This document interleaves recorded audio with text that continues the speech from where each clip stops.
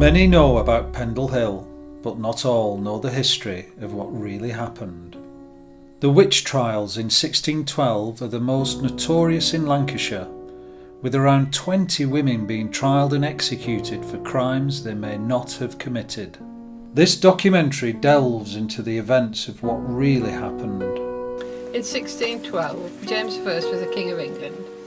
He vowed to rid the country of witches and witchcraft.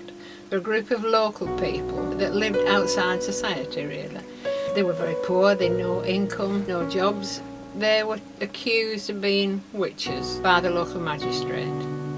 One of the charges was Alison Device was a 13-year-old. She was used to begging for her family. She was on the road from Trawden to Colne, and she met John Law the peddler. And she said, right, can I, take your pack down, can I have some pins? And he said, have you any money, lass? No, I've no money. Well, on your way then, I'm not opening my pack. And she persisted, she pursued him. And eventually kind of pushed her away and carried on down the lane. A few yards down the lane, he suddenly clutched his heart and fell to the ground. He was a heavy-built man. It was a hot summer's day. He had a heart attack.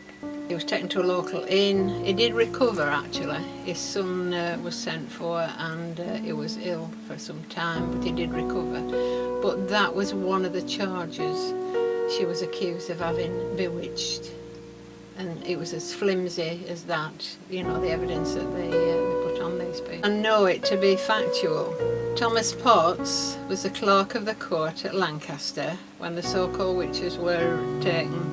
They were imprisoned in Lancaster Castle and then they were tried and hanged. Thomas Potts was the clerk of the court. He made notes of the trial as it went along, and in 1613 brought out his own little book, which was a transcript of the trial. From that comes all the history that we have. Over the years it's been embroidered, added to, there's a lot of fiction and a lot of legend being woven into it. But basically the facts are there. I don't believe that they were wicked, evil people. They were simple country folk, with one exception, who made a penny or two by making herb potions and medicines to try and help the neighbours, and that's all they would know about. The exception was Alice Nutter. Now, Alice Nutter came from a wealthy background. She was educated. When she was led into court at Lancaster and the charges were read against her, she said something very simple, like, so be it, so let it be, and she was hanged.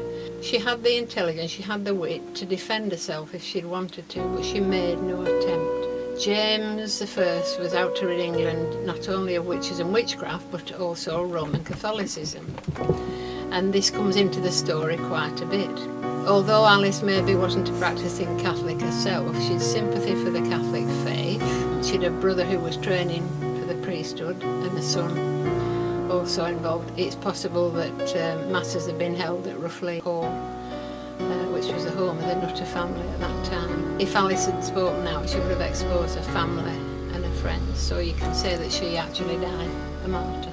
The tale of the Pendle Witches still captures the imagination of many who live around the area. Towns such as Newchurch, Barley, Downham and Roughly still keep the story alive. Some may say the hill is haunted. Whether this is opinion or fact is something you'll have to decide. But the real question is this really somewhere you want to be walking alone?